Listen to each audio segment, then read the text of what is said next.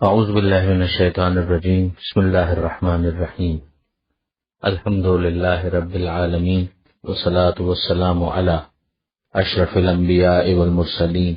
واہل بیتہ الطیبین الطاہرین المعصومین اما بعد۔ سورہ مبارک انبیاء آیت نمبر 58 سے آیت نمبر 72، 58 سے 72۔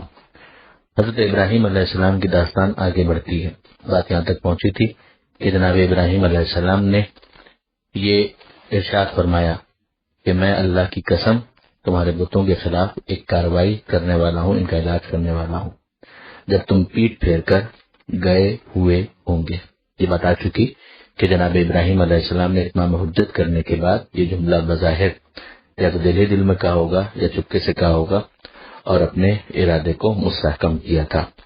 جب یہ لوگ کسی تہوار کے موقع پر شہر سے باہر گئے ہوئے تھے، یہاں تک کہ نمرود کے دربار والے اور یہ تمام کے تمام قوم والے جب شہر میں نہیں تھے، اس وقت جناب ابراہیم علیہ السلام شہر میں ٹھہر گئے اور پھر انہوں نے جو کچھ کیا اسے اگلی آیتوں کے اندر بیان کیا جا رہا ہے۔ وَجَعَلَهُمْ جُذَاذًا،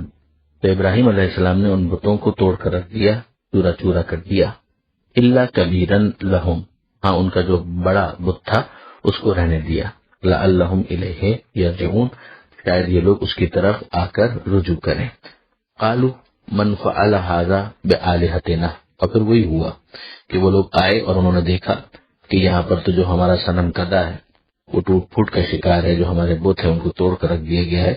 تو انہوں نے سوال کیا ایک دوسرے سے، من فعل هذا بآلهتنا، یہ ہمارے خداؤں کے ساتھ یہ سلوک کس نے کیا؟ انہ لمن الظالمین، وہ یقیناً ظالموں میں سے ہے۔ قالوا سمعنا فتى، تو انہوں نے کہا کہ ہم نے سنا ہے ایک جوان کے بارے میں، یذکرہم، جو ان کے بارے میں باتیں کرتا تھا، یعنی ان کو خدا نہیں مانتا تھا، ان کے اوپر تنقید کرتا تھا، یقال لہ ابراہیم، جس کو ابراہیم کہا جاتا ہے۔ قالوا، تو انہوں نے کہا فاتوا بہ علی اعین الناس، کہ ذرا لے آؤ لوگوں کے سامنے اسے، لعلہم یشہدون، شاید وہ اس کے حوالے سے گواہی دیں کہ ہاں بھائی یہی تھا جو ایسی باتیں کرتا تھا۔ تو ایک طرح سے اب لوگوں کے سامنے ایک عدالت سی بن گئی، پنچایت سی قائم ہو گئی ہے، اور ان کے سامنے حضرت ابراہیم علیہ السلام کو لایا گیا۔ قالوا، تو انہوں نے کہا کہ انت فعلت ھذا بآلہتنا یا ابراہیم، کہ ابراہیم تم نے یہ سب کچھ کیا ہے ہمارے بتوں کے ساتھ، ہمارے خداؤں کے ساتھ؟ قال، تو ابراہیم علیہ السلام نے کہا کہ بلکہ فعلہ، یہ کیا ہوگا کبیرہم،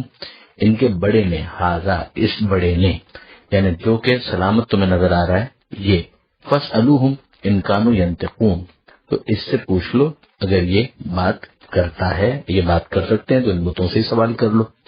ورجعوا الی انفسہم، تو انہوں نے اپنے گریبان میں منہ ڈالا، یعنی اپنے ہی آپ سے سوال کیا۔ وقالو، تو انہوں نے کہا دل میں کہ انکم انتم الظالمون، کہ یقیناً تم لوگ ظالم ہو، یعنی خود اپنے خلاف ان کے ضمیر کا فیصلہ آ گیا اسی موقع پر جب ابراہیم علیہ السلام نے اس طرح سے انہیں ان کے سامنے بات کو پیش کیا ہے، تو انہوں نے اپنے گریبان میں منہ ڈالا، اپنے آپ سے سوال کیا، اور ان کو جواب یہی ملا کہ واقعاً ہم کہاں ان سے پوچھ سکتے ہیں، یہ بت تو کوئی بات کرتے ہی نہیں، ہم نے تو خود اپنے ہاتھوں سے ان کو تراشا ہے۔ ثم نکسوا علی رؤوسہم، تو انہوں نے سر جھکا کر کہا لقد علمت ما هؤلاء ينطقون، انہوں نے یہ کہا اور اس موقع پر ابراہیم کو باقاعدہ مخاطب کر کے کہا کہ تمہیں تو پتہ ہے کہ یہ بات تو کرتے نہیں ہیں۔ اب جناب ابراہیم علیہ السلام نے یہ ارشاد فرمایا، قال افتعبدون من دون اللہ، کیا تم اللہ کو چھوڑ کر کسی اور کی عبادت کرتے ہو؟ ما لا ينفعکم، ایسوں کی کہ جو تم کو ذرا سا فائدہ بھی نہیں پہنچا سکتے، شیئا ولا یضرکم، اور نہ ذرا سا نقصان پہنچا سکتے ہیں۔ اف لکم، افسوس تمہارے حال پر، ولما تعبدون من دون اللہ، اور ان کے حال پر کہ جن کی تم عبادت کرتے ہو اللہ کو چھوڑ کر، افلا تعقلون، کیا تم عقل استعمال نہیں کرتے؟ اب آپ غور فرمائیے اور دیکھیے کہ یہ کتنا حسین استدلال ہے جو جناب ابراہیم علیہ السلام نے ان کے سامنے کیا ہے، اور جس کے ذریعے سے بتوں کی عاجزی اور ناتوانی اس کو سمجھایا ہے۔ اب افسوس اس بات پر ہوتا ہے کہ اس جملے کو لے کر بعض بظاہر علماء نے یہ کہنا شروع کر دیا کہ ابراہیم علیہ السلام نے معاذ اللہ جھوٹ بولا، اور یہاں پر یہ جملہ کہ ان کے بڑے نے اس کام کو کیا ہے، یہ ان کے جھوٹ میں سے ایک جھوٹ ہے۔ یہ دکھ کی بات ہے کہ ابراہیم علیہ السلام جیسا نبی کہ جس کو صدیق قرآن نے کہا ہے، سچا نبی قرآن نے کہا ہے، اس کے لیے اس طرح کی جھوٹ کی تہمت تراشی جائے اور یہ کہا جائے کہ انہوں نے جھوٹ بولا۔ ان کے اس استدلال کو سمجھنے کی کوشش ہی نہیں کی گئی اور خواہ مخواہ جھوٹ کی نسبت حضرت ابراہیم علیہ السلام کی طرف دے دی گئی۔ یہاں پر بہت مناسب ہوگا اگر میں چھٹے امام جعفر صادق علیہ السلام کی ایک حدیث، ایک روایت آپ کے سامنے پیش کروں۔ حضرت امام صادق علیہ السلام فرماتے ہیں کہ واللہ ما فعلہ کبیرہم، کہ اللہ کی قسم نہ ان کے بڑے نے اس کام کو انجام دیا تھا، وما کذب ابراہیم، اور نہ ہی ابراہیم علیہ السلام نے جھوٹ بولا، یعنی نہ اس بڑے بت نے اس کام کو انجام دیا تھا اور نہ ہی ابراہیم علیہ السلام نے جھوٹ بولا۔ فقیلا، تو کہا گیا وکیف ذالک، کہ فرزند رسول پھر یہ کیسے، یعنی اس کے درمیان آپ ریکنسائل کیسے کرتے ہیں؟ قالا، تو امام نے فرمایا انما قالا فعلہ کبیرہم ہوا ان نطقا، کہ ابراہیم علیہ السلام نے یہی تو کہا تھا کہ ان کے بڑے نے اس کام کو کیا ہے اگر یہ بول سکتا ہے، وَإِنَّهُ لَمْ يَنْطِقْ وَلَمْ يَفْعَلْ، اور جب یہ بول نہیں سکتا تو اس نے اس کام کو انجام بھی نہیں دیا۔ یہی تو اس کی عاجزی کو سمجھانا تھا کہ وہ تو ناتوان ہے، نہ بول سکتا ہے اور نہ ہی ایسا کوئی کام کر سکتا ہے۔ اس پر حضرت علامہ سید علی نقوی صاحب نے ایک اور بہت اچھا تبصرہ کیا ہے جو اس موضوع کی اہمیت کی وجہ سے بہت مناسب ہے کہ میں آپ کے ساتھ شیئر کروں۔ فرماتے ہیں اس کے لیے علمی و فنی زبان میں میری نظر میں یہ پہلو ہے کہ صدق و کذب، یعنی سچ اور جھوٹ کا سوال خبر میں ہوتا ہے جس سے مقصود حکایت واقع ہو، لیکن مقام مناظرہ میں مخالف سے کوئی بات منوانے کے لیے جو بات کہی جائے اس سے مقصود حکایت واقع ہوتی ہی نہیں ہے۔ یعنی میں کروں کہ کسی خبر کو رپورٹ کرنا یا کسی واقعے کو رپورٹ کرنا یہ پرپز نہیں ہوتا، لہذا وہ ایک قسم انشاء ہے، یعنی یہ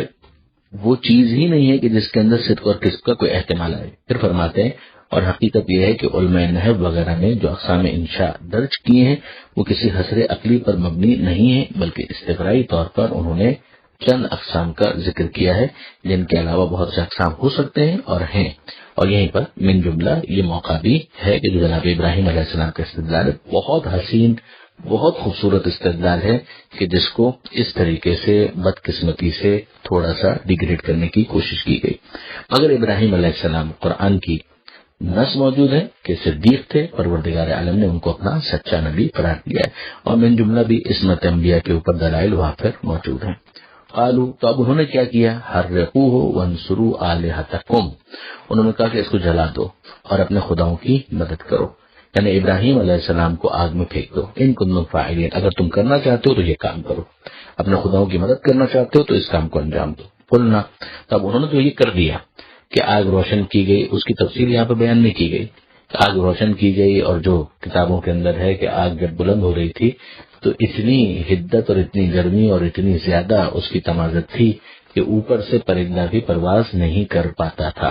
پھر ابراہیم علیہ السلام کو کیسے اس میں ڈالا جائے، اس کے لیے منجنیق کا آئیڈیا لگایا گیا کہ باقاعدہ ایک ڈیوائس، ایک ٹول، ایک ایسا آلہ تیار کیا گیا کہ جس کے اندر بٹھا کر پھر ابراہیم علیہ السلام کو تھرو کیا جائے اس آگ کے اندر۔ مگر ظاہر ہے کہ یہاں پر یہ سب اپنی اپنی چالیں چل رہے تھے اور پروردگار عالم کا اپنا منصوبہ تھا، تو وہ ارادہ تکوینی جو اس موقع پر سامنے آیا وہ یہ تھا قلنا، کہ ہم نے یہ کہا یا نارو کونی بردن و سلامہ علی ابراہیم، کہ آگ ٹھنڈی ہو جا سلامتی کے ساتھ ابراہیم پر، یعنی ٹھنڈی ہو مگر اتنی ٹھنڈی نہیں کہ سلامتی کے خلاف ہو جائے، بلکہ ابراہیم علیہ السلام کے لیے سلامتی کے ساتھ ٹھنڈی ہو جا۔ تو وہ آگ ٹھنڈی ہو گئی، وہ آگ بجھ گئی، وہ ختم ہو گئی، اور جناب ابراہیم علیہ السلام نے جو توکل کیا تھا اپنے پروردگار کے اوپر اس کا نتیجہ ہمارے سامنے آ گیا کہ وہ آگ ان کو نقصان نہیں پہنچا سکی۔ نمرود دور بیٹھ کر یہ سارا منظر دیکھ رہا تھا اور اس نے جملہ کہا کہ اگر کسی کو خدا ماننا ہے تو خدا ایسا ہی ہونا چاہیے کہ جیسا ابراہیم کا خدا ہے۔ یہ بھی ظاہر ہے کہ ضمیر کے فیصلے ہوتے ہیں۔ پیچھے بھی ہم نے دیکھا کہ ان لوگوں نے اپنے گریبان میں منہ ڈال کر یہی کہا تھا کہ ہاں تم ہی لوگ ظالم ہو، ابراہیم سے ہی کہہ رہے ہیں،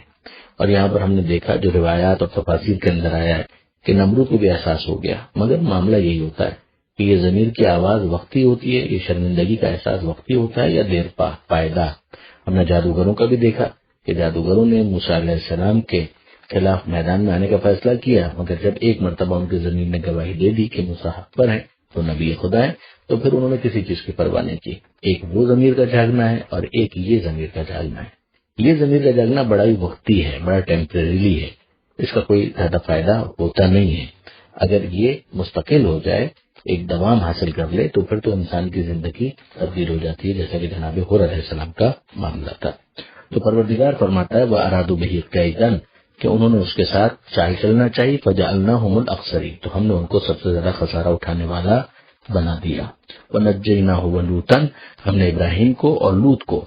نجات عطا کی، الی الارض، اس زمین کی طرف، التی بارکنا فیہا للعالمین، کہ جس میں ہم نے برکتیں رکھی تھی عالمین کے لیے.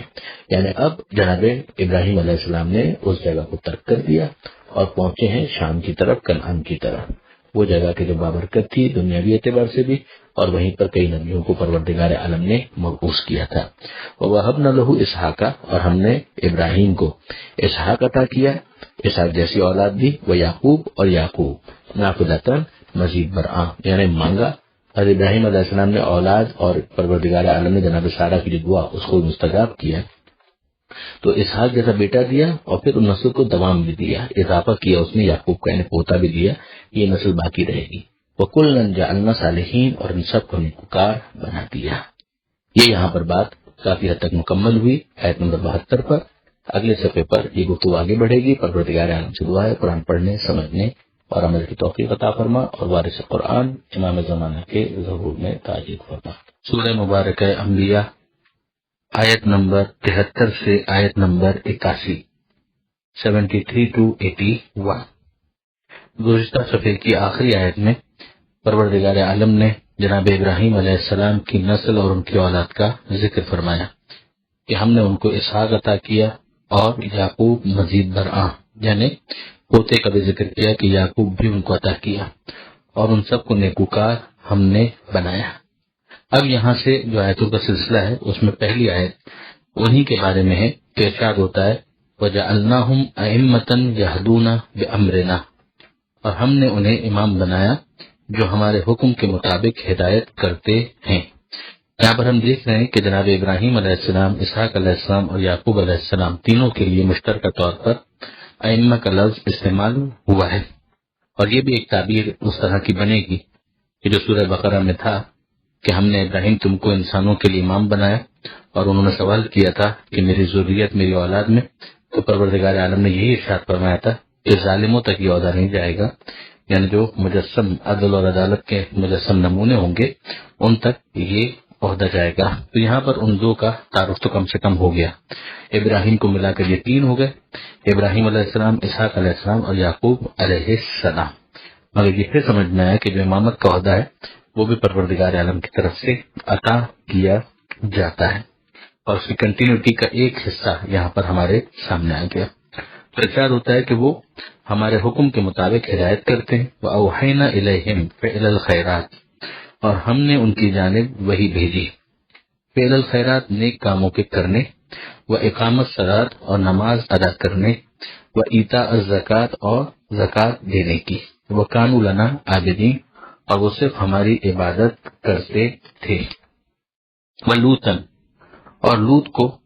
آتَيْنَاهُ حُکْمًا وَعِلْمًا ہم نے حکمت اور علم عطا کیا. وَنَجَّيْنَاهُ مِنَ الْقَرْيَةِ الَّتِي كَانَتْ تَعْمَلُ الْخَبَائِثَ اور ہم نے ان کو نجات عطا کی اس بستی سے کہ جہاں کے رہنے والے گندے کام انجام دیا کرتے تھے. کہ وہ گے سیکس اور ہومو سیکسولیٹی کی جس کا ذکر دوسرے مقامات پر کافی تفصیل کے ساتھ آیا ہے، یہاں پر صرف اسی طرح سے اشارے پر اکتفا کی گئی کہ تعمل الخبائث کہ وہ گندے کام کیا کرتے تھے وہ لوگ. انہم کانوا قوما سوء فاسقین یقیناً وہ لوگ بہت برے اور بدکار تھے. وادخلناہ فی رحمتنا اور انہیں ہم نے اپنی رحمت میں داخل کیا. انہ من الصالحین وہ نیکوکاروں میں سے تھے بلا شبہ. اب اس کے فوراً بعد آپ دیکھ رہے ہیں کہ تفصیلی ذکر نہیں آیا لوط علیہ السلام کا بھی، فوراً ہی جناب نوح علیہ السلام کا ذکر آ گیا. وَنُوحًا إِذْ نَادَىٰ مِن قَبْلُ اور نوح علیہ السلام کو جب پکارا انہوں نے اس سے پہلے. فَاسْتَجَبْنَا لَهُ تو ہم نے ان کی دعا پر لبیک کہتے ہوئے انہیں اور ان کے ماننے والوں کو بڑے کرب اور اذیت سے چھٹکارا دلایا. فَنَجَّيْنَاهُ وَأَهْلَهُ مِنَ الْكَرْبِ الْعَظِيمِ نوح کو بھی اور نوح کے اہل کو بھی. اب آپ دیکھ سکتے ہیں کہ یہاں پر اہل کا لفظ آیا ہے، مگر ہم جانتے ہیں کہ اہل کے لفظ کے آنے کے باوجود نہ نوح کی بیوی اس میں شامل ہے اور نہ ہی نوح علیہ السلام کا بیٹا اس میں شامل ہے۔ یہی وجہ ہے کہ ضروری ہو جاتا ہے کہ جب اہل کا ذکر کیا جائے یا اہل بیت کا ذکر کیا جائے تو فقط اس بات پر اکتفا نہ کیا جائے کہ عرف عام میں کیا کہا جاتا ہے اور کیا نہیں کہا جاتا، بلکہ ضروری ہو جاتا ہے کہ یہ دیکھا جائے کہ قرائن کیا بتاتے ہیں۔ اسی لیے جہاں پر آیت تطہیر کے اندر بھی اہل البیت کا لفظ استعمال ہوا ہے وہاں الف لام بہت امپورٹنٹ ہے، اور اس کے ذریعے سے سمجھایا گیا ہے کہ جو چادر میں جمع کیے گئے ہیں یہ ہیں وہ اہل البیت کہ جن کی طرف اشارہ کیا گیا ہے۔ تو ایک یہاں پر لغوی معنی ہے، عرفی معنی ہے، وہ مراد نہیں ہے۔ ظاہر ہے کہ نہ ان کی بیوی کو نجات ملی نہ ان کے بیٹے کو نجات ملی، جس کی تفصیل سورہ ہود میں موجود ہے۔ وَنَصَرْنَاهُ مِنَ الْقَوْمِ الَّذِينَ كَذَّبُوا بِآيَاتِنَا، اور ہم نے ان کی نصرت کی، مدد کی اس قوم کے مقابلے میں کہ جس نے ہماری آیتوں اور نشانیوں کو جھٹلایا تھا۔ إِنَّهُمْ كَانُوا قَوْمَ سَوْءٍ، یقیناً وہ لوگ بہت ہی برے لوگ تھے، بہت ہی گنہگار لوگ تھے۔ فَأَغْرَقْنَاهُمْ أَجْمَعِينَ، تو ہم نے ان سب کو ڈبو دیا۔ تو اب یہ پورا وہ جو طوفان آیا تھا اور جناب نوح علیہ السلام نے کشتی بنائی تھی اس کی کوئی تفصیل یہاں پر نہیں ہے، صرف اشارے پر اکتفا کیا گیا ہے۔ اب اس کے بعد جناب داؤد علیہ السلام اور جناب سلیمان علیہ السلام کا ذکر آتا ہے،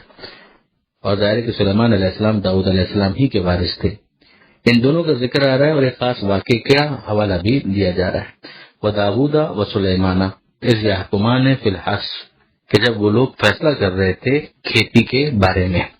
اس کھیتی کا معاملہ کیا تھا؟ اذ نفشت فیہ غنم القوم، کہ جب کسی کے بعض لوگوں کی جو بھیڑ بکریاں وغیرہ ہیں وہ اس کے اندر داخل ہو گئیں۔ وَكُنَّا لِحُكْمِهِمْ شَاهِدِينَ، اور ہم اس فیصلے کے گواہ تھے، یعنی ہم بھی اس وقت موجود تھے۔ ظاہر پروردگار حاضر و ناظر ہے، اور خاص جو نظر پروردگار ہے اس کا یہاں پر یہ حوالہ موجود ہے۔ اب یہاں پر کیس کیا تھا وہ تفاسیر کے اندر اس کی تفصیل آئی ہے کہ بعض افراد کے درمیان ایک نزاع ہو گیا، آپس میں ایک جھگڑا ہو گیا، اس لیے کہ رات کے موقع پر جو بکریاں ہیں وہ چلی گئی کھیت کے اندر اور انہوں نے کھیتی کو نقصان پہنچایا۔ تو کیس آ گیا جناب داؤد علیہ السلام کے پاس، اور یہ فیصلہ کرنا تھا کہ اب کس طریقے سے اس کو سالو کیا جائے۔ جو محقق علماء ہیں انہوں نے یہی کہا کہ اس موقع پر جناب داؤد علیہ السلام نے اس کیس کو جناب سلیمان علیہ السلام کو ریفر کر دیا، تاکہ لوگوں کو پتہ چل جائے کہ سلیمان علیہ السلام داؤد علیہ السلام کے جانشین ہونے کے حقدار بھی ہیں، استحقاق بھی رکھتے ہیں۔ تو جو فیصلہ انہوں نے کیا وہ یہ تھا کہ جب تک یہ کھیت درست نہیں ہو جاتا اس وقت تک جو بھیڑ ہیں بکریاں ہیں وہ اس شخص کے قبضے میں رہیں گی جو کھیتی کا مالک ہے، وہ اس سے استفادہ کرے، اور جب تک یہ کھیت درست ہو جائے گا پھر اس کے بعد یہ بھیڑ بکریاں وغیرہ اس کو لوٹا دی جائیں گی۔ یہ فیصلہ جناب سلیمان علیہ السلام نے کیا اور اس کو اپریشیٹ بھی کیا جناب داؤد علیہ السلام نے۔ اس سے اس نظریے کا ابطال ہو جاتا ہے کہ جس کے اندر یہ کہا گیا کہ پہلے داؤد علیہ السلام نے فیصلہ کیا جو معاذ اللہ اتنا صحیح نہیں تھا، اور پھر اس کے مقابلے میں جناب سلیمان علیہ السلام نے سجیسٹ کی ایک چیز، مگر اس پر اعتراض یہی ہوتا ہے کہ داؤد علیہ السلام بھی نبی پروردگار ہے، اور یہاں آگے ہم دیکھتے ہیں کہ داؤد علیہ السلام اور سلیمان علیہ السلام دونوں کی تعریف کی گئی ہے۔ تو پھر اس کا مطلب کیا ہوگا؟ یہ مطلب وہی ہوگا کہ داؤد علیہ السلام نے جناب سلیمان علیہ السلام کے استحقاق کو سمجھانے کے لیے اس کیس کو ریفر کر دیا، اور جناب سلیمان علیہ السلام نے یہ فیصلہ کیا جس پر گویا جناب داؤد علیہ السلام نے بھی مرحبا کہا اور سواد کر دیا، اور اس طرح سے یہ مسئلہ حل بھی ہو گیا اور ان کی اہلیت دوسروں کے سامنے آشکار بھی ہو گئی۔ یہ خود تفسیری جو ایک روایت تفسیر جو ہے علی بن ابراہیم قمی، اس کے اندر یہ روایت موجود ہے۔ اب یہاں پر ہم اس کو پڑھ لیتے ہیں۔ تو فَفَهَّمْنَاهَا سلیمان، تو ہم نے سلیمان کو سمجھا دیا، یعنی وہ فیصلہ ہم نے اس کو سمجھا دیا۔ وَكُلًّا آتَيْنَا حُكْمًا وَعِلْمًا، اور دونوں کو ہم نے علم بھی عطا کیا تھا اور حکمت بھی عطا کی تھی۔ وَسَخَّرْنَا مَعَ دَاوُودَ الْجِبَالَ، اور ہم نے مسخر کر دیا داؤد کے ساتھ پہاڑوں کو۔ یسبحنا، مسخر کر دیا سے مراد کیا کہ وہ ان کے ساتھ تسبیح پروردگار میں شریک ہو جاتے تھے۔ اب ظاہر ہے کہ وہ تسبیح ان کی عام بھی طریقوں سے ہوتی تو ہوگی، ظاہر ہے کہ جتنی بھی چیزیں ہیں وہ سب کی سب تسبیح پروردگار تو کر رہے ہیں، لیکن یہ کہ ہم ان کی تسبیح کو نہیں سن پاتے۔ مگر یہ جو جناب داؤد علیہ السلام کے ساتھ ان کی تسبیح ہے یہ گویا ایسا ہی ہے کہ وہ سب کو سنائی بھی دینے لگی اور باقاعدہ وہ آواز بھی آنے لگی جو تسبیح کی ہے۔ یہی وہ غیر معمولی بات ہو سکتی ہے کہ جس کا خاص طور پر یہاں پر ذکر کیا جا رہا ہے کہ ہم نے داؤد کے ساتھ پہاڑوں کو مسخر کر دیا، جو سبحنا وہ بھی ساتھ ساتھ تسبیح کرتے تھے، وہ تیرا، اور اسی طرح سے پرندوں کو بھی ہم نے مسخر کر دیا۔ تو لہن داؤدی تو ویسے ہی بہت مشہور ہے، تو جناب داؤد علیہ السلام کے ساتھ وہ ہم آواز ہو جاتے تھے اور مناجات میں شریک ہو جاتے تھے۔ وَكُنَّا فَاعِلِينَ، اور ہم یہ کرنے والے تھے۔ وَعَلَّمْنَاهُ صَنْعَةَ لَبُوسٍ لَكُمْ، اور ہم نے ان کو لباس کی صنعت سکھائی، یعنی کیسے لباس بنایا جائے وہ سکھایا۔ کیسا لباس؟ لِتُحْصِنَكُم مِّن بَأْسِكُم، جو تمہیں جنگ کے صدموں سے بچائے۔ اس سے مراد یہ لی گئی کہ جو جنگ کا لباس ہے، جس کو پہنا جاتا ہے تاکہ تلوار کے وار کو جسم تک پہنچنے سے روکا جا سکے، وہ لباس جناب داؤد علیہ السلام کی ایجاد تھی، جس کی تعلیم پروردگار عالم کی طرف سے ہوئی تھی۔ پھر اس کے بعد یہ عام طور پر رائج ہوتی چلی گئی۔ فَهَلْ أَنْتُمْ شَاكِرُونَ، تو کیا تم شکر گزار ہوں گے؟ وَلِسُلَيْمَانَ الرِّيحَ عَاصِفَةً، اور ہم نے سلیمان کے لیے مسخر کر دیا ہوا کو، عاصفہ جو تیز اور تند ہوا، تجری بِأَمْرِهِ إِلَى الْأَرْضِ الَّتِي بَارَكْنَا فِيهَا، جو چلتی تھی ان کے امر سے، ان کے حکم سے، اور زمین کی طرف کہ جس کو ہم نے بابرکت بنایا تھا۔ وَكُنَّا بِكُلِّ شَيْءٍ عَالِمِينَ، اور ہم ہر چیز کا علم رکھنے والے تھے۔ اب سلیمان علیہ السلام کے اوپر جو اور بھی پروردگار عالم کا کرم اور خاص نظر تھی، اس کا ذکر ابھی آگے مزید آئے گا، مگر یہاں پر یہ صفحہ مکمل ہو گیا۔ اتنا یہاں پر ہمیں سمجھ میں آ گیا کہ ہوا جناب سلیمان علیہ السلام کے ماتحت تھی اور ان کو لے کر چلتی تھی، اڑتی تھی، اور جس کے نتیجے میں زمین کے فاصلوں کو طے کرنا ان کے لیے کوئی بہت بڑا ایشو نہیں تھا۔ پروردگار عالم سے دعا ہے قرآن پڑھنے، سمجھنے اور عمل کی توفیق عطا فرما، اور وارث قرآن امام زمانہ کے ظہور میں تاجیل فرما۔ بسم اللہ الرحمن الرحیم۔ سورہ مبارک انبیاء، آیت نمبر 82 سے آیت نمبر 90، 82 سے 90۔ گزشتہ صفحے کا اختتام ہوا تھا حضرت سلیمان علیہ السلام کے ایک خاص معجزے پر، کہ پروردگار عالم نے ہوا کو جناب سلیمان علیہ السلام کے فرمان کے تابع بنا دیا تھا، اور وہ ان کی مرضی کے مطابق ان کو لے کر مختلف قسم کے طولانی سفر بہت مختصر وقت کے اندر کیا کرتی تھی۔ اور پھر اس کے بعد یہاں آگے یہ بات بڑھتی ہے اور ارشاد ہوتا ہے وَمِنَ الشَّيَاطِينِ مَن يَغُوصُونَ لَهُ، اور شیاطین میں سے بھی وہ کہ جو ان کے لیے غوطہ زنی کیا کرتے تھے۔ یعنی اب حضرت سلیمان علیہ السلام کا جو تصرف ہے وہ اذن پروردگار سے جنات پر بھی ہے۔ دوسرے مقام پر پروردگار عالم نے صراحت کے ساتھ انہیں جنات سے تعبیر کیا ہے۔ تو یہ ظاہر کے شیاطین یعنی بظاہر یہ سرکش تھے، مگر اس سرکشی کے باوجود پروردگار عالم نے ان کو جناب سلیمان علیہ السلام کے تابع کر دیا تھا۔ تب غوطہ زنی کرتے تھے، مثلا اگر کسی کام سے سمندر کے تہہ کے اندر جانا ہو، دریاؤں کی گہرائی کے اندر جانا ہو، تو وہ حضرت سلیمان علیہ السلام کے امر کو فالو کرتے تھے اور غوطہ زنی کرتے تھے، ڈائیو لگاتے تھے، اور اگر کوئی چیز وہاں سے نکالنی ہو تو نکال کر لے آتے تھے۔ وہ ہیرے جواہرات بھی ہو سکتے ہیں اور کوئی خاص مہم بھی ہو سکتی ہے۔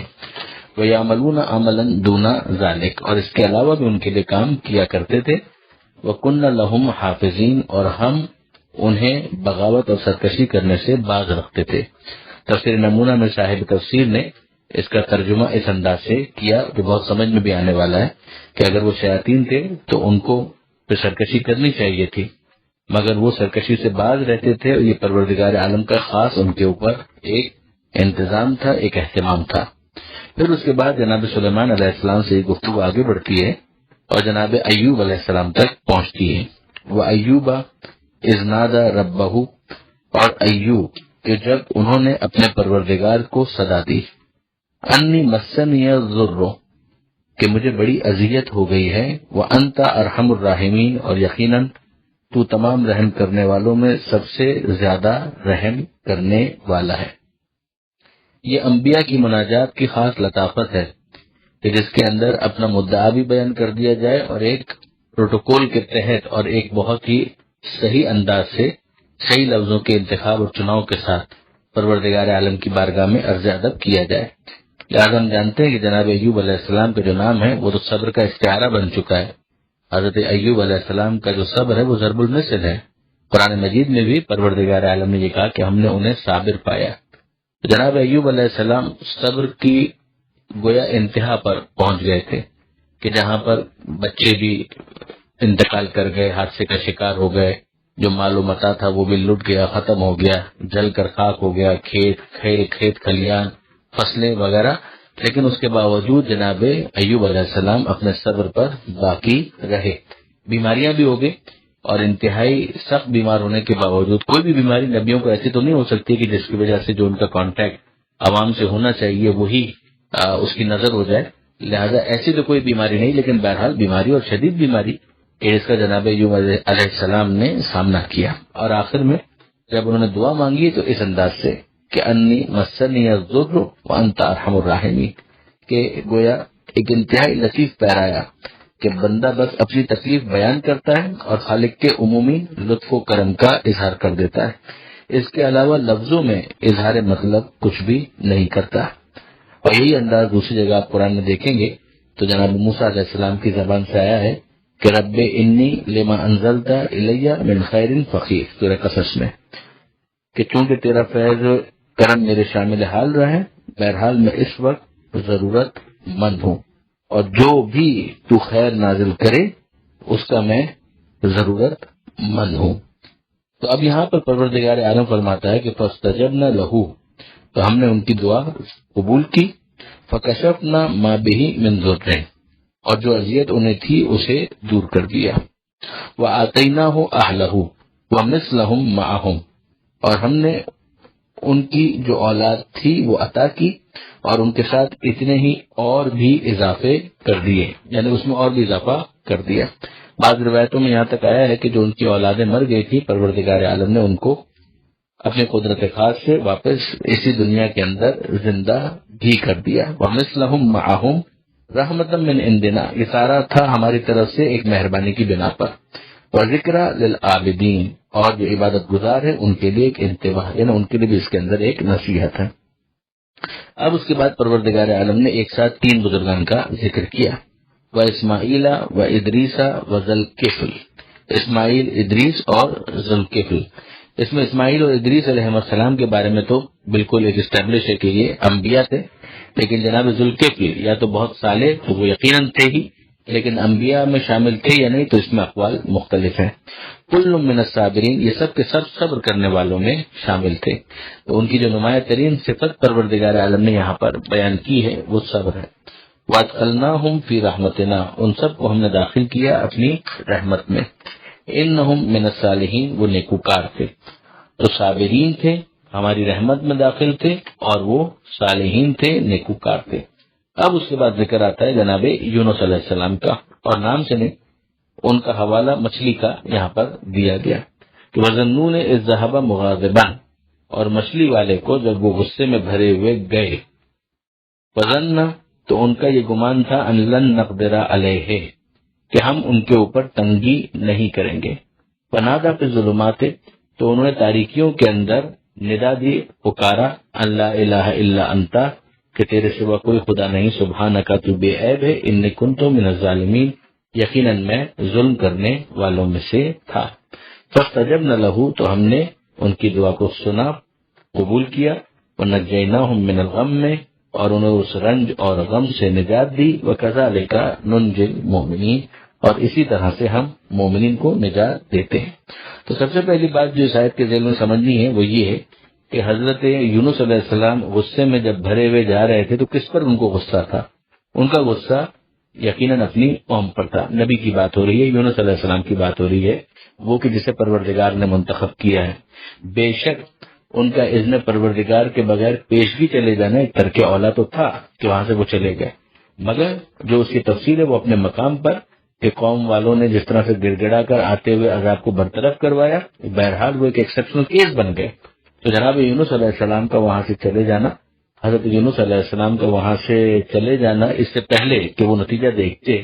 اور ان کے چلے جانے کے بعد ظاہر کے پیچھے وہ جو عالم تھا اس نے وہ کام کیا کہ جس کے نتیجے میں وہ عذاب برطرف ہو گیا۔ اس کی تفصیل میں پھر کہہ رہا ہوں اپنے مقام پر پہلے آ چکی ہے۔ اب یہاں پر تو جناب یونس علیہ السلام تو اپنی قوم پر غضبناک ہو کر چلے گئے تھے، باہر نکل آئے تھے، اس کا پروردگار عالم پر غضبناک ہونے سے کوئی تعلق نہیں، نہ ہی یہاں پر کوئی ایسا ذکر بھی موجود ہے کہ ہم ایسی غلط تہمت یا غلط نسبت جناب یونس علیہ السلام کی طرف دینے پر مجبور ہوں۔ پھر اس کے بعد جو اگلی بات ہے وہ یہ کہ فَظَنَّ أَن لَن نَقْدِرَ عَلَيْهِ، کہ ان کا یہ گمان تھا کہ ہمیں ان کے اوپر کوئی قدرت نہیں ہے۔ یہ لفظ نقدرہ کے اندر جو موجود مادہ ہے قاف دال اور راہ، اس کو غلط سمجھنے کا نتیجہ ہے۔ کوئی ضرورت نہیں ہے کہ ہم یہاں پر قدرت کو مراد لیں، بلکہ جیسے کہ آٹھویں امام علی رضا علیہ الصلوۃ والسلام کا فرمان ہے کہ ان کو یقین تھا کہ وہ جہاں بھی ہوں گے خدا ان پر روزی تنگ نہیں کرے گا۔ یعنی یہ جو لن نقدرہ ہے یہ ویسا ہی لن نقدرہ ہے کہ جیسا ہم سورہ فجر کے اندر پڑھتے ہیں وقدر علیہ رزقا، وہاں پر فقدر علیہ رزقا جو ہے وہ روزی کو تنگ کرنے کے معنی میں استعمال ہوا، اور وہ امتحان پروردگار کا ایک انداز ہوتا ہے۔ تو جناب یونس علیہ السلام نے اس بات کا گمان کیا تھا کہ ہم کہیں پر بھی وہ ہوں گے تو ان کے اوپر روزی کو تنگ نہیں کریں گے۔ اب اس کے بعد جو اس ترک اولا کا نتیجہ نکلا کہ جناب یونس علیہ السلام شکم ماہی کے اندر کچھ عرصہ رہے، تو وہاں پر انہوں نے ان تاریکیوں کے اندر، وہ تاریکیاں کون سی تھیں؟ وہ تاریکیاں ایک تو رات کی تاریکی، پھر دریا کی موجوں کی تاریکی، پھر شکم ماہی کی تاریکی۔ تو تین تاریکیوں کے اندر جو وقت جناب یونس علیہ السلام نے گزارا ہے، تو وہاں پر وہ فریاد کرتے ہیں کہ لا الہ الا انت سبحانک انی کنت من الظالمین، کہ پروردگار تیرے سوا کوئی خدا نہیں، تو بے عیب ہے، یقیناً میں ہی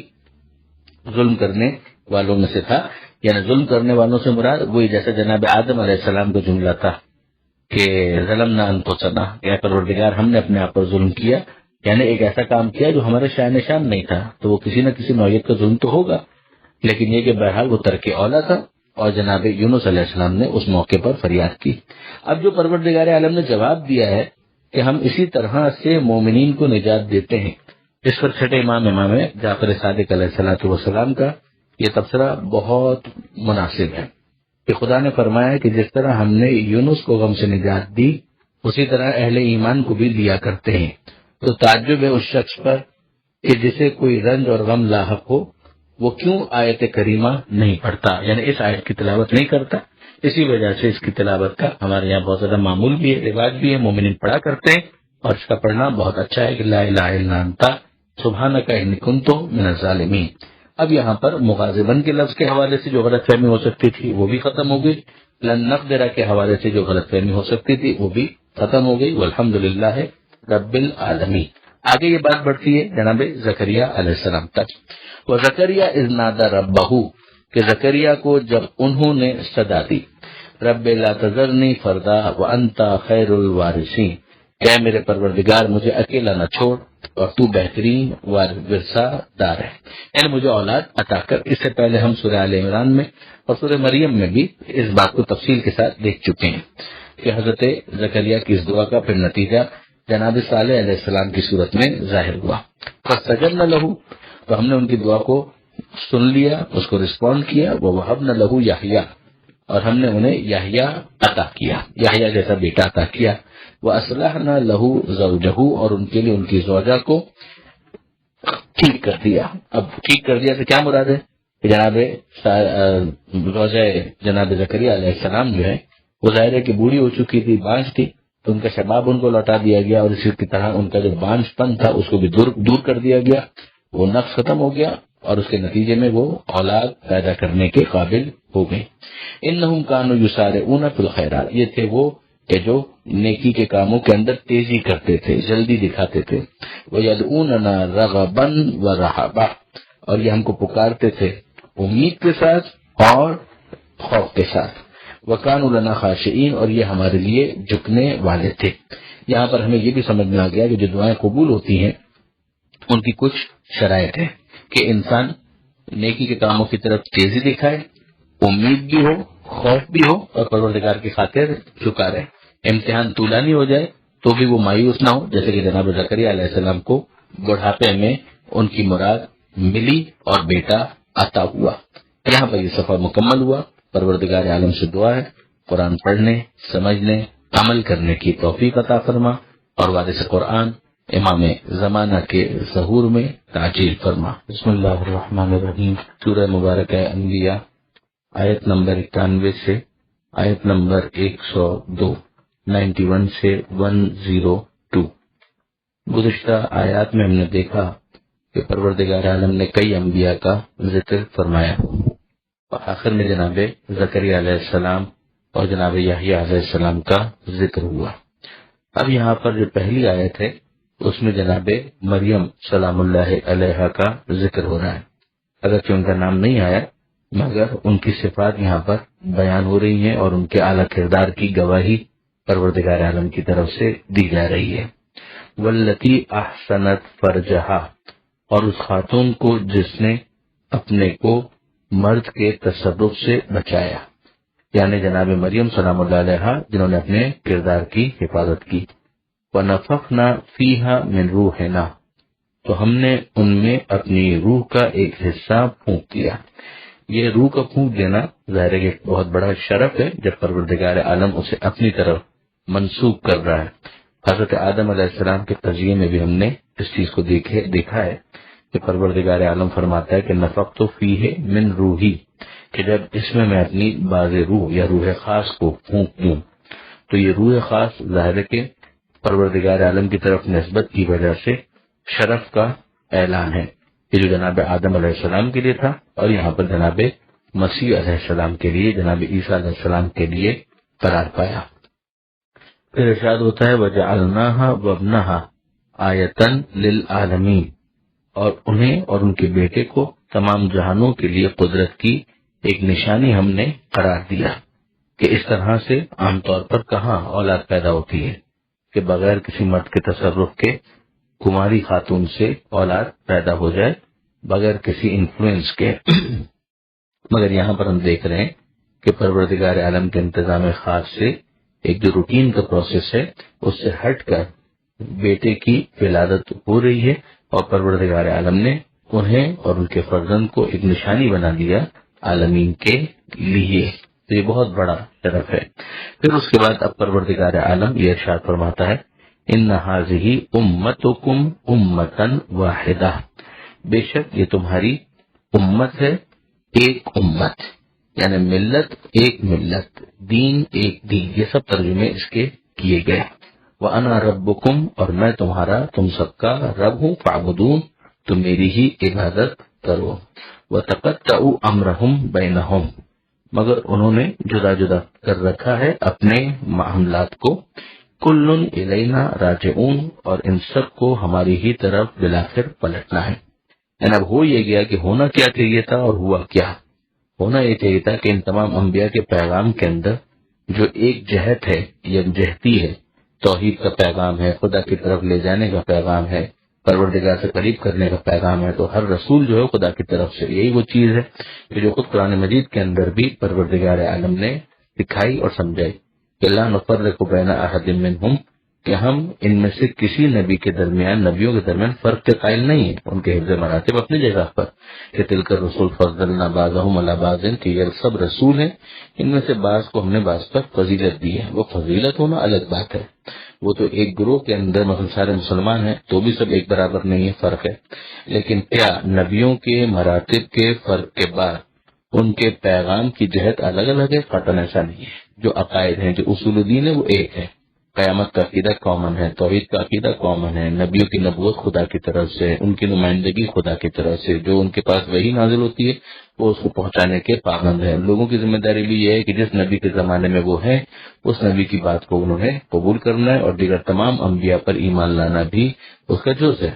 اب اس کے بعد جو وحی کے نتیجے میں شریعت کا اختلاف ہے وہ زمان و مکان کے لحاظ سے ہے، وہ پروردگار عالم کا فیصلہ ہے کہ اس قوم کو اس طرح سے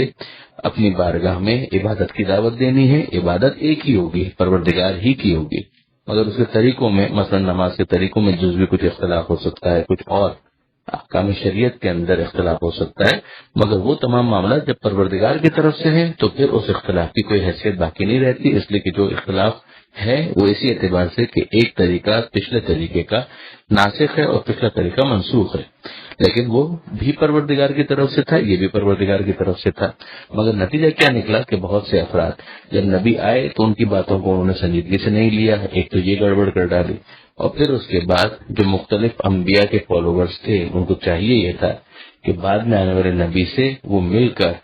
یقیناً پچھلے نبی کی جو دعوت تھی اس کا کنٹینیویشن کرتے، ایسا نہیں تھا کہ آگے آنے والے نبی کا پیغام پچھلے نبی کے پیغام سے متصادم ہوتا، اصول میں تو سب ایک ہی تھے، جیسے کبھی میں نے گزارش کیا، مگر اس چیز کو انہوں نے نہیں سمجھا، اور پھر اپنے معاملات کو جدا جدا کر لیا، حالانکہ ان سب کو ہماری ہی طرف پلٹ کر آنا ہے۔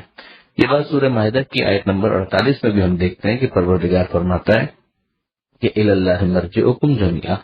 اللہ ہی کی طرف تم سب کا پلٹنا ہے۔ وَيُنَبِّئُكُم بِمَا كُنتُم فِيهِ تَخْتَلِفُونَ، تو وہ تمہیں خبر دے گا ان باتوں میں کی کہ جن میں تم اختلاف کیا کرتے تھے۔ اب یہاں پر پروردگار عالم نے گویا سمجھایا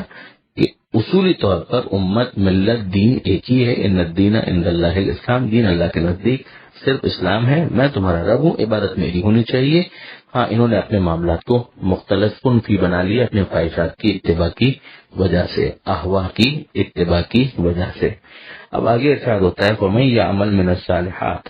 کہ جو اعمال صالحہ میں سے کچھ بھی انجام دے گا وَهُوَ مُؤْمِنٌ، جبکہ وہ مومن بھی ہو، فَلَا كُفْرَانَ لِسَعْيِهِ،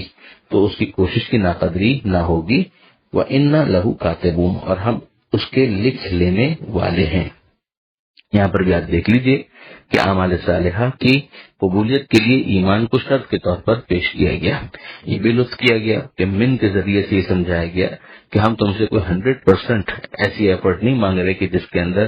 تھوڑی بہت بھی اگر کمی ہوئی تو ہم اس کو ریجیکٹ کر دیں گے، نہیں، من الصالحات، جو صالح اعمال ہیں ان میں سے کچھ تو کرنے کی کوشش کرو، یعنی حد اقل واجب بھی انسان کرنے کی کوشش کرے، واجب میں بھی اگر کچھ رہ گیا ہے تو اس کی تلافی کرنے کی کوشش کرے، پھر توبہ کرے، تو ظاہر ہے کہ یہ تمام معاملات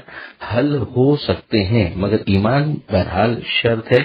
ایمان کے ساتھ اگر یہ اعمال صالحہ انجام دیے گئے تو جتنے بھی دیے گئے پھر ان کی ناقدری نہیں ہوگی، ان کا ریوارڈ، ان کا ثواب ملے گا۔ وَإِنَّ لَهُ كَاتِبُونَ، اور ہم اس کے لکھ لینے والے ہیں۔ دوسری جگہ ہم پڑھتے ہیں کہ پروردگار عالم نے لکھنے کے لیے بھی فرشتوں کو مقرر کیا ہے، کاتبان اعمال، کرامن کاتبین، مگر یہاں پر پروردگار عالم نے اپنی طرف نسبت دی ہے، اس لیے کہ وہ جو فرشتے لکھ بھی رہے ہیں تو اذن پروردگار ہی سے لکھ رہے ہیں، جیسے کہ قبض روح کی نسبت پروردگار نے اپنی طرف دی ہے، جبکہ دوسری جگہ صاف اسے فعل ملائکہ اور خاص طور پر ملک الموت کا کام قرار دیا ہے۔ آگے ارشاد ہوتا ہے وہ حرام علی قریۃ اہلکناہا انہم لا یرجعون، کہ جس بستی کو ہم نے تہس نہس کر دیا پھر ان کے لیے دنیا میں واپس پلٹنا ناممکن ہوگا۔ اب یہاں پر درمیان میں ان یرجعوا الی الدنیا کو مفسرین نے مقدر مانا ہے، یعنی حرام ہے علی قریۃ، بستی پر، اہلکناہا، کہ جس کو ہم نے ہلاک کر دیا۔ کیا حرام ہے؟ ان یرجعوا الی الدنیا، کہ وہ دنیا کی طرف واپس آ سکیں، انہم لا یرجعون، ہرگز وہ واپس نہیں آ سکیں گے۔ یعنی اب اس کا نتیجہ یہ نکلا کہ یہ تقریباً ویسی آیت بن گئی کہ جو ہمیں سورہ مومنون کے اندر آیت نمبر 99 میں نظر آتی ہے کہ موت کے وقت جو لوگوں کی فریاد ہوتی ہے کہ رب ارجعون، کہ اے میرے رب ہمیں پلٹا دے، لعلی اعمل صالحا فیما ترکت، تاکہ ہم جو نہیں کر پائے وہ اعمال صالحہ انجام دیں۔ تو وہ پلٹنے ہی کی دعا مانگ رہے ہوں گے، مگر دنیا میں کلا، تو جواب ملے گا ہرگز نہیں، انہا کلمۃ ہوا قائلھا، یہ بھی باتیں ہیں جو یہ کر رہا ہے۔ تو یہ جو ہرگز نہیں کے ساتھ منع کیا گیا وہی گویا یہاں پر بیان کر دیا گیا۔ پھر ظاہر ہے کہ اسی آیت کے ذریعے سے بعض علماء نے رجعت کے عقیدے کے اوپر بھی ایک دلیل قائم کی ہے، اس کی تفصیل اپنے مقام پر ہے۔ حتی اذا فتحت یاجوج و ماجوج، یہاں تک کہ جب کھول دیے جائیں گے یاجوج اور ماجوج، وہم من کل حدب ینسلون، اور وہ ہر بلندی سے امنڈ پڑیں گے، یعنی آگے آ جائیں گے، ظاہر ہو جائیں گے اور آگے بڑھتے ہی چلے جائیں گے۔ یہ گویا مقدمہ قیامت ہے۔ یاجوج ماجوج کا ذکر سورہ کہف میں آیا اور سورہ انبیاء کی اس آیت کے اندر آیا۔ سورہ کہف میں نسبتاً تھوڑا تفصیل کے ساتھ آیا، جہاں پر ان کے حوالے سے جناب ذوالقرنین علیہ السلام نے جو بستی والے ہیں ان کے لیے دیوار قائم کی تھی، وہ تمام باتیں۔ اب یہاں پر پروردگار عالم نے اس دیوار وغیرہ کا کوئی تذکرہ نہیں کیا، یہ ضرور ارشاد فرمایا ہے جس سے بالکل واضح سمجھ میں آتا ہے کہ جب قرب قیامت کا موقع ہوگا تو یاجوج اور ماجوج ظاہر ہو جائیں گے اور وہ بہت تیزی کے ساتھ امنڈ پڑیں گے، ان کا آنا بہت تیزی کے ساتھ ہوگا۔ تو ظاہر ہے کہ یہ آنا ایسا ہی ہوگا کہ جو بالکل نوٹس میں آ جائے گا اور سمجھ میں بھی آ جائے گا کہ ایک نشانی ہے کہ جو گویا پوری ہوا چاہتی ہے، اور اس کے نتیجے میں قیامت کے قریب آنے کا سمجھ میں آ جائے گا۔ واقترب الوعد الحق، اور وہ جو وعدہ حق ہے وہ قریب آ جائے گا۔ وَإِذَا هِيَ شَاخِصَةٌ أَبْصَارُ الَّذِينَ كَفَرُوا، تو جو کافر ہیں ان کی آنکھیں پتھرا جائیں گی۔ یا ویلنا، اور وہ کہہ رہے ہوں گے وائے برحال ماں،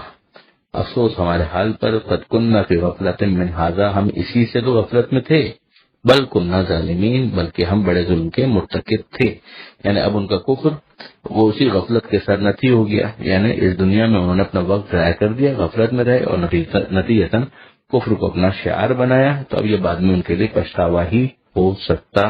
ہے۔ انکم وما تعبدون من دون اللہ حسب جہنم، تمہارے لیے بلا شبہ اور جن کی تم عبادت کرتے ہو اللہ کو چھوڑ کر، ان کے لیے، ان سب کے لیے کیا ہے؟ حسب جہنم، کہ دوزخ کا ایندھن بننا ہے۔ انتم لہا واردون، تم سب وہاں پر وارد ہوں گے۔ اب ظاہر ہے کہ وہ اور ان کے معبودان باطل، اب یہاں پر ماں کا جو لفظ آیا ہے وہ سمجھاتا ہے کہ یہ وہ معبودان باطل ہیں کہ جن کا معاملہ ذوی العقول سے نہیں ہے، ورنہ تو ہم جانتے ہیں کہ عیسیٰ علیہ السلام اور اسی طرح سے بعض فرشتے، ان کو بھی مشرکین اور کافروں نے اللہ کے ساتھ شریک قرار دیا، بیٹا بیٹی بنا کر، اور ان کی عبادتیں بھی انجام دی۔ تو ظاہر ہے کہ ان کی عبادتیں انجام دینے کا یہ نتیجہ تو قطعاً نہیں ہو سکتا کہ ان صاحبان شعور کو جو خدا کے نمائندگان تھے، خدا کے فرشتے تھے، ان کو جہنم کی آگ کی ایندھن بنا دیا جائے۔ یہاں پر ماں کا لفظ ہے کہ ماں تعبدونا، یعنی تم جن کی عبادت کرتے تھے غیر ذوی العقول، جو عقل نہیں رکھتے تھے، یعنی اس سے مراد بت ہیں، تو وہ سب کے سب جہنم کا ایندھن بنیں گے۔ ان بتوں کو تو خیر کیا فرق پڑنا ہے، مگر بہرحال جو ان کی عبادت کرنے والے تھے ان کے لیے یہ معاملہ ایک اور اذیت کا باعث ہوگا کہ زندگی بھر ہم ان کی عبادت کرتے رہے اور یہ بھی ہمارے ساتھ یہاں پر چل رہے ہیں۔ انتم لہا واردون، تم سب کے سب وارد ہوں گے، تمہیں وہاں پر پہنچنا ہے۔ لو کان ہؤلاء آلہۃ ما وردوها، اگر یہ سب کے سب خدا ہوتے تو جہنم میں داخل نہ ہوتے۔ بہت نیچرل، بہت لاجیکل بات ہے، ریشنل بات ہے۔ وکل فیہا خالدون، اور وہ سب اس میں ہمیشہ ہمیشہ رہیں گے۔ لہم فیہا زفیر وہم فیہا لا یسمعون، وہاں پر چیخ و پکار ہوگی ان میں، اور وہ لوگ اور اس میں کچھ بھی نہیں سنیں گے، یعنی اتنی چیخ و پکار ہوگی کہ کان پڑی آواز سنائی نہ دے گی۔ ان الذین سبقت لہم من الحسنی، ان الذین سبقت لہم، یقیناً وہ کہ جن کے لیے ہماری طرف سے نیکی کی سبقت ہے، یعنی جو جن کے لیے ہماری طرف سے بھلائی پہلے ہی مقرر ہو چکی ہے، اولئک عنہا مبعدون، وہ اس جہنم سے دور رہیں گے۔ یہ جن کے لیے ہماری طرف سے بھلائی مقرر ہو چکی ہے، یہ تمام کے تمام وہ افراد ہیں کہ جو خدا کے منتخب شدہ ہیں، مصطفیٰ، مجتبی، مرتضی بندے ہیں۔ اب چاہے ان کے اندر وہ ہوں کہ جن کو ان افراد نے اپنے معبود کی طرف ان کی اجازت کے بغیر مقرر کر لیا، ان کی عبادت شروع کر دی معاذ اللہ، اور یا نہ بھی ہوں تو بہرحال جو پروردگار عالم کی طرف سے منتخب ہیں، جن کے لیے خدا کی طرف سے بھلائی مقرر ہو چکی ہے، اولئک عنہا مبعدون، وہ جہنم سے دور ہوں گے۔ لا یسمعون حسیسہا، وہ اس کی آواز بھی نہ سنیں گے۔ وہم فیما اشتہت انفسہم خالدون، اور وہ اس میں کہ جسے ان کا جی چاہتا ہے ہمیشہ ہمیشہ رہیں گے۔ یہ کیفیت ابھی اور آگے بیان ہوگی اگلے صفحے کی پہلی آیت میں، مگر یہاں پر یہ پیج مکمل ہوا۔ پروردگار عالم سے دعا ہے قرآن پڑھنے، سمجھنے اور عمل کرنے کی توفیق عطا فرما، اور وارث قرآن امام زمانہ کے ظہور میں تعطیل فرما۔ بسم اللہ الرحمن الرحیم۔ سورہ مبارکہ انبیاء، آیت نمبر 103 سے آیت نمبر 112، جس پر یہ سورہ مکمل ہوگا، اور پھر سورہ حج کی پہلی آیت بھی اسی صفحے پر موجود ہے۔ تو پہلے ذرا سورہ انبیاء کی اختتامی آیتوں پر ہم کچھ بات کریں۔ پروردگار عالم جب اہل جنت کا ذکر کرتے ہوئے ان کی جو کیفیت ہے اس کو بیان کر رہا تھا، تو یہ ارشاد فرمایا کہ وہاں پر وہ کوئی ایسی ناگوار آواز بھی نہیں سنیں گے، اور وہ اس کیفیت میں ہوں گے کہ جہاں جو ان کا دل چاہے گا وہ حاصل کریں گے، اور اس میں وہ ہمیشہ ہمیشہ رہیں گے۔ لا يحزنهم الفزع الاکبر، انہیں وہ سب سے بڑی گھبراہٹ کوئی رنج نہ پہنچائے گی، یعنی جو کیفیت وہاں پر ہے اس کے نتیجے میں تو لوگوں کو پریشان ہونا چاہیے، مگر یہ وہ افراد ہوں گے کہ جن پر پروردگار عالم کی نظر خاص ہوگی، اور انہیں کوئی کسی قسم کی گھبراہٹ پریشان نہیں کرے گی۔ وَتَتَلَقَّاهُمُ الْمَلَائِكَةُ، اور ملائکہ ان کا استقبال کریں گے۔ هَذَا يَوْمُكُمُ الَّذِي كُنتُمْ تُوعَدُونَ، یہ ہے تمہارا وہ دن جس کا تم سے وعدہ کیا جا رہا تھا، یعنی یہ دن تمہارا دن ہے، اور اسی دن کا تم سے وعدہ کیا جا رہا تھا۔ تمہارا دن یعنی وہ دن جس میں تمہارے لیے فائدہ ہی فائدہ ہے، جس میں تمہارے لیے انعام کا وعدہ کیا گیا تھا، جس دن کے لیے تم نے دنیا میں زحمتیں برداشت کی تھی۔ اب اس کے بعد جو اگلی آیت ہے اس میں بڑی لطیف ایک تشبیہ ہے جو پروردگار عالم نے دی ہے۔ یوم نطوی السماء کطی السجل للکتب، جس دن ہم آسمان کو لپیٹ دیں گے جس طرح کاغذ خطوط کے لیے لپیٹا جاتا ہے، یعنی جس طرح سے اسکرول کیا جاتا ہے، rolling up of the scroll for writing, وہ جو انداز ہوتا ہے تو وہ انداز زمین اور آسمان کے ساتھ پروردگار عالم، خاص طور پہ آسمان کا ذکر کیا گیا ہے کہ ہم آسمان کو اس طرح سے لپیٹ دیں گے جس طرح سے کاغذ کو لپیٹ دیا جاتا ہے خطوط کے لیے۔ یہ پہلے ایک طریقہ کار ہوا کرتا تھا کہ باقاعدہ کاغذ کا تومار ہوا کرتا تھا اور اس سے پھر کاغذ کو کھینچا جاتا تھا اور اس کے بعد اس کو لکھنے کے لیے استعمال کیا جاتا تھا، اور پھر جب لکھ لیا جاتا تھا تو اس کو لپیٹ دیا جاتا تھا۔ تو گویا اس وقت جو ہے at this present time scroll has been opened, اور پھر اس کے بعد اس کو لپیٹ دیا جائے گا۔ تو جس کو جو لکھنا ہے وہ اس موقع پر لکھ لے، اچھا لکھے برا لکھے، جو اس کے نامہ اعمال کے اندر ہے وہ اس کے بعد سمیٹ دیا جائے گا، لپیٹ دیا جائے گا۔ جب آسمان اور دنیا اور کائنات سب لپیٹ دی جائے گی تو پھر اس کے بعد کچھ لکھنا اور نقش کرنا ممکن نہیں رہے گا، پھر تو وہ ریکارڈ ہی ریکارڈ ہوگا کہ اس ماحول میں، اس انوائرمنٹ میں کیا انسان نے کیا۔ کما بدانا اول خلق نعیدہ، جس طرح ہم نے پہلے مخلوق کو پیدا کیا تھا اب اسے ہم پلٹائیں گے بھی، یعنی آغاز کی طرح انجام بھی ہوگا۔ وعدن علینا، یہ ہمارے ذمے پر وعدہ ہے کہ جو ہمیں فلفل کرنا ہے، پورا کرنا ہے۔ انا کننا فاعلین، یقیناً ہم ایسا کر کے رہیں گے۔ اب اس کے بعد جو اگلی آیت ہے اس میں پروردگار عالم زمین کی وراثت کا ذکر کرتا ہے اور ارشاد ہوتا ہے وَلَقَدْ كَتَبْنَا فِي الزَّبُورِ مِن بَعْدِ الذِّكْرِ، اور بے شک ہم نے توریت کے بعد زبور میں بھی یہ لکھ دیا ہے ان الارض، کہ زمین جو ہے یرثها عبادی الصالحون، کہ اس کے وراثت ملے گی ہمارے ان بندوں کو جو صالح بندے ہیں، جو نیک بندے ہمارے ہیں وہی زمین کے وارث بنیں گے۔ یہاں پر جو زبور کا لفظ استعمال ہوا وہ تو جناب داؤد علیہ السلام کی بہت مشہور کتاب ہے، اور پھر اس کے بعد ذکر کا جو لفظ استعمال ہوا تو اسی سورہ کے اندر ہم دیکھ چکے ہیں کہ پروردگار عالم نے توریت کو بھی ذکر سے تعبیر کیا ہے۔ تو توریت کے بعد اور پھر قرآن مجید کو بھی یہ کہا گیا، تو پھر اس صورت میں تو بات یہ ہوگی کہ علاوہ برئین، یعنی قرآن کے علاوہ ہم نے زبور میں بھی یہ بات کہی ہے، اور اگر ذکر کا مطلب توریت ہی کا لے لیا جائے تو بالکل ہی واضح ہے، یعنی توریت کے بعد ذکر کے بعد، یعنی توریت کے بعد ہم نے زبور میں بھی اس بات کو درج کر دیا کہ جو زمین ہے اس کے وارث ہمارے وہ بندے ہوں گے کہ جو صالحین ہیں، یعنی پروردگار عالم کی طرف سے تو وراثت انہی کے لیے ہے۔ اب جو اگر اس دنیا کے اوپر قبضہ کر لے تو وہ غاصب شمار ہوگا، ورنہ حق انہی بندوں کا ہے جو پروردگار کے صالح بندے ہیں، جو قرآن کی دوسری آیتوں میں بھی ذکر موجود ہے۔ اب اگر عارضی طور پر ہمیں یہ نظر آتا ہے کہ قبضہ ہے، تو قبضہ تو خانہ کعبہ پر بھی 360 بتوں کا ہو گیا تھا اور سالہ سال تک رہا تھا، اس سے ان کی لیجیٹیمیسی تو ڈیولپ نہیں ہو جاتی۔ گھر تو خدا کا گھر ہے مگر وہ قبضہ ہے۔ اسی طریقے سے اگر کوئی سوء اختیار سے صالح نہ ہونے کے باوجود بھی اس زمین کے اوپر جو خدا کی زمین قابض ہو جائے تو یہ پروردگار عالم کی رضایت کی دلیل نہیں ہے۔ بالآخر اس زمین کا مستقبل کیا ہوگا وہ یہاں پر بتایا جا رہا ہے کہ جو صالح بندے ہیں وہ پروردگار عالم کی اس زمین کے وارث قرار پائیں گے۔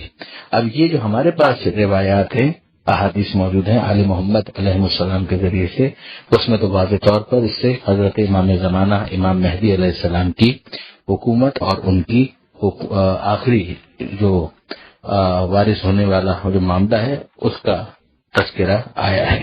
کہ یہ مہدی آخر الزمان کے سوا کوئی دوسرا ہو نہیں سکتا۔ القائم و اصحابہ،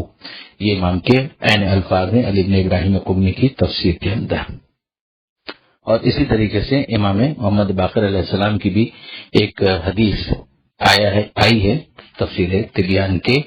اندر، تو وہ بالکل واضح ہے کہ آخری جو مختتم وراثت ہے اس زمین کی وہ امام مہدی اور ان کے ساتھیوں کو حاصل ہوگی۔ ان فی ھذا لبلاغا لقوم عابدین، بلا شبہ اس میں ایک پیغام ہے ان کے لیے جو عبودیت خالق کا احساس رکھتے ہیں۔ وما ارسلناک الا رحمتا للعالمین، اور ہم نے آپ کو عالمین کے لیے رحمت بنا کر بھیجا ہے۔ یعنی اب یہاں پر ایک چیز اور بھی ذہن میں رہے کہ موجودہ جو زبور ہے جو کہ ظاہر کہنامہ قدیم یا توریت ہی کا ایک جز بنا کر پیش کی جاتی ہے، اس کے اندر بھی آج بھی یعنی ویسے تو اوریجنل زبور کی بات ہو رہی ہے، لیکن اوریجنل زبور میں تحریف ہونے کے بعد بھی جو اس وقت نسخہ اویلیبل ہے اس میں بھی اس طرح کی آیتیں آج بھی مل جاتی ہیں کہ جو اس بات کا ذکر کرتی ہیں کہ زمین کے جو وارث ہوں گے وہ صالح بندے ہوں گے. اور اس کو اگر آپ دیکھنا چاہیں تو تفسیر نمونہ کے اندر اس کی تفصیل دیکھی جا سکتی ہے، جہاں پر نشاندہی بھی کی گئی ہے. اب یہاں پر جو پروردگار عالم نے یہ کہا کہ بھئی اس کے اندر تو پیغام ہے ان لوگوں کے لیے جو عبودیت خالق کا احساس رکھتے ہیں، عبادت گزار ہیں، یعنی ان کو اس بات کو سمجھ جانا چاہیے کہ ایک تو مایوس نہیں ہونا چاہیے کہ اگر فی الوقت اس زمین کے اوپر غاصبین اور بدکار اور بد کردار افراد قابض نظر آ رہے ہیں تو پریشان نہ ہو، بہرحال ایک وقت ایسا آنے والا ہے. دوسری بات یہ ہے کہ چونکہ صالحین کے لیے یہ ساری چیزیں ہیں تو جتنے بھی عابدین ہیں ان کو چاہیے کہ وہ دوسروں کو بھی عبد صالح بننے میں معاونت فراہم کریں تاکہ صالحین کا تعداد کا اضافہ ہوتا چلا جائے اور بالآخر یہ امام مہدی کے لشکر میں شامل ہو کر اس حکومت کی تشکیل کر سکیں. پھر اس کے بعد یہ سمجھا دیا گیا کہ وہ ما ارسلناک کا الا رحمۃ للعالمین، کہ ہم نے تو آپ کو عالمین کے لیے رحمت بنا کر بھیجا ہے. اب اس کے بعد کوئی ان سے استفادہ نہ کرے. ایک تو یہ ہے کہ پوری دنیا اور کائنات بنی ہی ان کے صدقے میں، لولا لما خلقت الافلاق، اگر حبیب آپ کو بنانا مقصود نہ ہوتا تو ہم کائنات میں کسی کو بھی پیدا نہ کرتے، کچھ بھی نہ بناتے کائنات میں سے، جو حدیث قدسی بہت مشہور ہے، شیعہ اور سنی دونوں سورسز کے اندر یہ آئی ہے. پھر یہاں پر ایک بات اور جو صاحب تفسیر نمونہ نے متوجہ کیا کہ بھئی ایک استفادہ ہے، ہسپتال آپ بنا دیتے ہیں تو ظاہر ہے کہ جہاں جہاں لوگ اس اسپتال سے استفادہ کر سکتے ہیں ان کے لیے رحمت ہے، مگر کوئی بیمار ہونے کے باوجود بھی اس اسپتال میں نہ آئے اور اس سے استفادہ نہ کرے تو ظاہر ہے کہ وہ خود محروم ہونے کا ذمہ دار ہے، اسپتال کی کوئی خطا نہیں ہے. بالکل اسی طریقے سے یہ پروردگار عالم کی طرف سے عالمین کے لیے رحمت ہے اور ان کا جو پیغام ہے وہ بھی سب کے لیے ہدایت ہے. اب اگر کوئی ان سے استفادہ نہیں کرتا ہے تو وہ خود استفادہ نہ کرنے کا مجرم قرار پائے گا. یہ ہدایت کے بعد سے قل انما یوحی الیہ، اے حبیب کہہ دیجئے کہ مجھ پر تو بس یہی وحی آتی رہی ہے، انما الہکم الہ واحد، کہ تمہارا خدا بس ایک خدا ہے. فہل انتم مسلمون، تو کیا تم اس کی بارگاہ میں سر جھکاتے ہو، مسلمان بنتے ہو؟ یعنی تمہیں کرنا یہ چاہیے کہ تم اس کی بارگاہ میں سر تسلیم خم کرو، مگر کیا تم ایسا کرتے ہو؟ یہ بہت بڑا پیغام اور بہت اہم پیغام کہ جس کے نتیجے میں پوری دنیا کے افراد جو ہیں ایک خدا کے بندے قرار پاتے ہیں اور اس کے نتیجے میں ایک وحدت میں منسلک ہو جاتے ہیں. یعنی جو برابری اور برادری کا جو رشتہ ہے وہ قائم ہو جاتا ہے کہ بھئی تم بھی خدا کے ماننے والے ہو، میں بھی اسی خدا کا ماننے والا ہوں، تم بھی اس کی مخلوق ہو اور میں بھی اسی کی مخلوق ہوں. تو جس طرح سے ایک ماں اور باپ کی اولاد ماں اور باپ کے ایک ہونے کی وجہ سے متحد ہوتے ہیں، اسی طریقے سے اگر ایک خدا کے بندے ایک خدا پر اتفاق کر لیں تو پھر ایک خدا کے بندے ہونے کی وجہ سے بھی ان میں ایک برادری اور اخوت کا احساس پیدا ہوگا. یہ خدا کی بارگاہ میں سر جھکانا ایک بہت بڑی نعمت ہے کہ جس کے نتیجے میں اخوت پیدا ہوتی ہے. فَإِن تَوَلَّوْا، اب بھی اگر تم منہ پھیرتے ہو، فَقُلْ، تو کہہ دیجئے آذَنْتُكُمْ عَلَىٰ سَوَاءٍ، میں نے تمہیں برابر سے خبردار کر دیا ہے. یعنی میں نے کوئی اس کے اندر لگی لپٹی نہیں رکھی ہے، کوئی تفریق نہیں کی ہے کہ پیغام ایک کو دیا اور دوسروں کو نہ دیا. جب سبھی خدا کے بندے ہیں تو سبھی کے لیے میرا یہ پیغام ہے. وَإِنْ أَدْرِي، اور مجھے نہیں معلوم، أَقَرِيبٌ أَمْ بَعِيدٌ مَا تُوعَدُونَ، کہ قریب ہے یا دور ہے جس کا تم سے وعدہ کیا جا رہا ہے. تو قیامت کا جو حتمی آنے کا معاملہ ہے وہ حتمی تو ہے، مگر وہ کب آئے گا، یہ قیامت کب آئے گی، وہ دن کون سا ہوگا، پروردگار عالم نے اس کو ایک راز کے طور پر رکھا ہے اور اسی کے اندر اس کا حسن بھی ہے. کون کب مرے گا یہ بھی راز ہے، اور کب دنیا ختم ہوگی یہ بھی راز ہے، کب سب کو اٹھایا جائے گا یہ بھی راز ہے. ہاں اتنا ضرور ہے کہ مرنا سب نے ہے، دنیا نے بالآخر ختم ہونا ہے اور مرنے کے بعد سب نے واپس اٹھنا بھی ہے. یہ اس کا مخفی ہونا یہ پروردگار عالم کا ایک راز بھی ہے اور پروردگار عالم کا لطف اور احسان بھی ہے اور اسی میں سارا امتحان بھی ہے. انه یعلم الجہر من القول ویعلم ما تکتمون، بلا شبہ وہ جانتا ہے اسے بھی کہ جو وہ آواز بات ہو اور جانتا ہے اسے بھی کہ جو تم چھپاتے ہو. یعنی غیب اور شہود یہ دونوں پروردگار کے لیے تو شہود ہی شہود ہے. یہ تو انسانوں کا معاملہ ہوتا ہے کہ کچھ چھپا ہوا ہوتا ہے کچھ ظاہر ہوتا ہے، خدا کے لیے کچھ چھپا ہوا نہیں ہے، سب کچھ ظاہر ہی ظاہر ہے. عالم الغیب والشہادہ،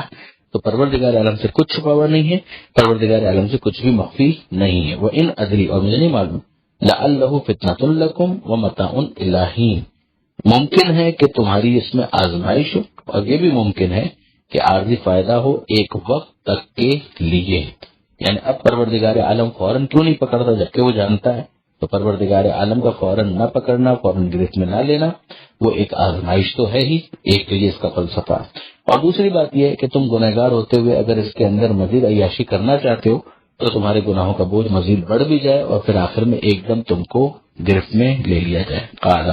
تو نبی نے کہا کہ رب احکم بالحق، اے میرے پروردگار فیصلہ کر دے حق کے ساتھ، وربنا الرحمن، اور ہمارا رب جو ہے وہی رحمان ہے، المستعان علی ما تصفون، اور اسی سے مدد طلب کی جاتی ہے اس پر جو تم کہتے ہو۔ یعنی جو عجیب عجیب قسم کی تہمتیں نبی پر لگائی جاتی ہیں، تو نبی کی آخری پناہ گاہ کون ہے؟ پروردگار ہی ہے۔ قیامت ہی کے میدان میں صحیح، مگر پروردگار فیصلہ تو کر دے گا، اور وہ برحق فیصلہ ہوگا، ظلم کی تو خدا کی طرف نسبت دی نہیں جا سکتی۔ اور یہی آخری بات ہے کہ وہ ہمارا رب ہے، وہی رحمان ہے، اس کی رحمت عمومی ہے، مگر بہرحال اسی سے مدد طلب کی جاتی ہے اس پر کہ جو یہ لوگ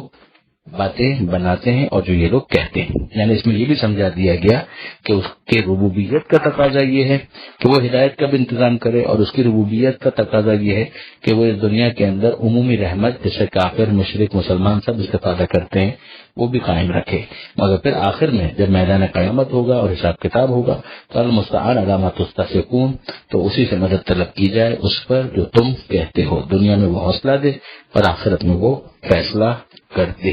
یہ آیت نمبر 112 جس پر سورہ انبیاء الحمدللہ مکمل ہوا۔ پھر اس کے بعد ہے سورہ حج۔ ویسے تو حج کا ذکر کئی سوروں میں آیا ہے، لیکن یہاں پر پروردگار عالم نے ایک خاص انداز سے اس کا ذکر کیا ہے، لہذا سورہ کا نام پڑ گیا سورہ حج۔ اس کی آیتوں کی تعداد 78 ہے۔ اس میں بہرحال اختلاف ہے کہ یہ مکی سورہ ہے یا مدنی، یعنی ہجرت سے پہلے نازل ہوا یا ہجرت کے بعد نازل ہوا، لیکن عام طور پر آپ دیکھیں گے تو قرآن مجید میں جہاں اس سورہ کا ذکر آتا ہے تو اس کی پیشانی پر مدنیہ لکھا ہوا ہوتا ہے، یعنی گویا یہ مدنی سورہ ہے۔ مگر آیتوں کا مزاج بتاتا ہے کہ دونوں طرح کی آیتیں، جو مکی صورتوں کا مزاج ہے وہ بھی اس کے اندر ہے، اور جو مدنی صورتوں کا مزاج ہے وہ بھی اس کے اندر موجود ہے۔ بسم اللہ کے فوراً بعد کل آیتیں تو اس کے اندر 78 ہے، 78۔ بسم اللہ الرحمن الرحیم کے فوراً بعد جو پہلی آیت اس صفحے پر موجود ہے اس کو ہم دیکھتے ہیں کہ شروع اللہ کے نام سے جو رحمان ہے رحیم ہے، اس کے نام کی مدد لیتے ہوئے کہ جو رحمان ہے رحیم ہے۔ یا ایھا الناس، اے انسانوں، اتقوا ربکم، تقوی اختیار کرو، اللہ کی ناراضی سے بچو۔ کون؟ اللہ جو تمہارا رب بھی ہے۔ اتقوا ربکم، اپنے پروردگار کی ناراضی سے بچو۔ یہ سارے انسانوں کو مخاطب کیا جا رہا ہے۔ جو قرآن مجید کا حسن ہے کہ یہ تمام انسانوں کو کئی مرتبہ متوجہ کرتا ہے کہ یہ پیغام کسی قوم قبیلے کے لیے خاص نہیں ہے، بلکہ تمام انسانوں کے لیے ہے، کہ یہ تمام انسانوں کو درپیش مرحلہ ہے کہ اگر انسان اس دنیا کے اندر اللہ کے تقوی کو اختیار نہ کرے اور اس کی ناراضی سے بچنے کا انتظام نہ کرے تو پھر قیامت میں اسے شرمندگی ہو سکتی ہے۔ یہ بھی غورطلب ہے کہ اب ربوبیت کا حوالہ دیا گیا کہ وہ جو پالنے والا ہے نا، اس پالنے والے رب، تمہارے پالنے والے رب، اس کا تقوی اختیار کرو۔ وہ پالنے والا ہے تو اس کی محبت سمیٹو،